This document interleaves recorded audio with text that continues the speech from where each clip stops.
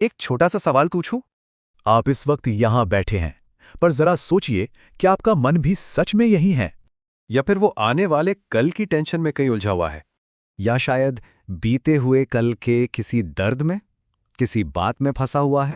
अगर इनमें से कुछ भी सच है, तो शायद आप जिंदा तो हैं, पर जी नहीं रहे। देखिए, ओशो कहते थे कि इंसान का सबसे बड़ा दुख दुख खुद नहीं है, बल्कि हमारा सबसे बड़ा दुख है वक्त से हमारी लड़ाई। और सोचने वाली बात तो यह है कि हमारी तो पूरी की पूरी जिंदगी ही इसी लड़ाई में निकल जाती है ना? हम या तो अपने पास्ट में जीते रहते हैं या फिर फ्यूचर की चिंता में मरते रहते हैं।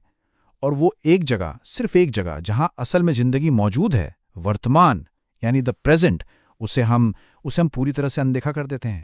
अच्छा, इस बात को ना एक कहानी से समझते हैं, एक बहुत ही आम आदमी की कहानी, और शायद कहीं ना कहीं ये हम सब की कहानी है। तो कहानी कुछ यूं है कि एक आदमी था, बिल्कुल आप और हम जैसा।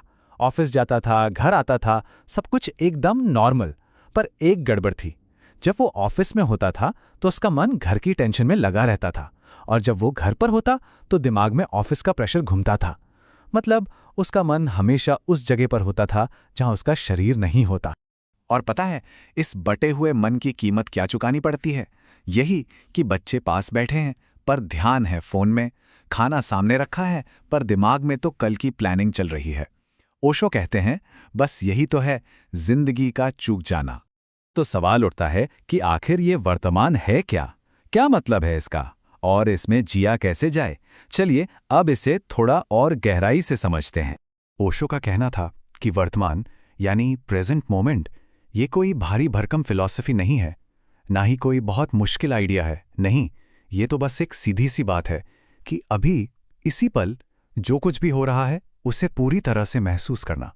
उदाहरण के लिए सोचिए, जब आप चाय पी रहे हैं तो बस चाय ही बन जाइए, उसका स्वाद, उसकी गर्माहट, बस उसी को महसूस कीजिए। या जब आप चल रहे हैं तो सिर्फ चलिए, अपने कदमों पर ध्यान दीजिए, जमीन को महसूस कीजिए। बस इतना ही करना है। अब देखिए, यहाँ एक बहुत जरूरी बात समझनी होगी। इसका मतलब ये बिल्कुल नहीं है कि भविष्य के लिए प्लानिंग करना गलत है। नहीं, बिल्कुल नहीं।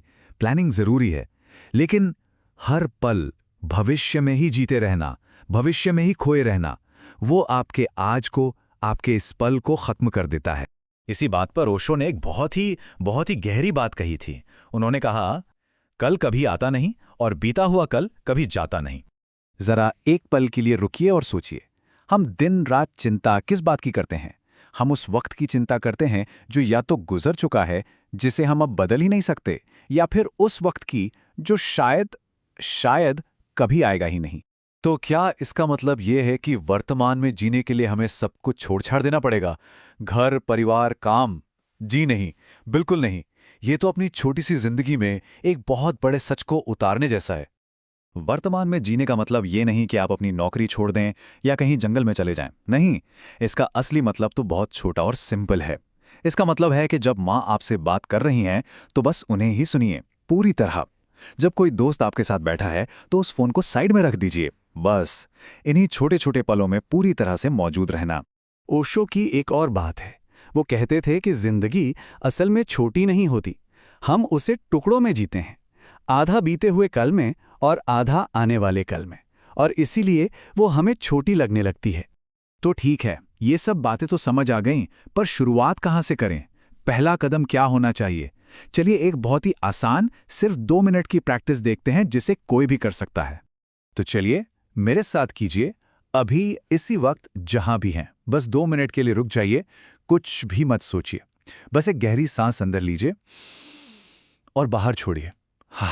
और बस ये महसूस कीजिए, मैं यही हूं, मैं जिंदा हूं। शायद बस यही है वो वर्तमान, यही है वो पल जिसकी हम सबको तलाश है। और शायद यही तो असली मुक्ति है, आने वाले कल की चिंता से और बीते हुए कल के बोझ से पूरी तरह आजादी।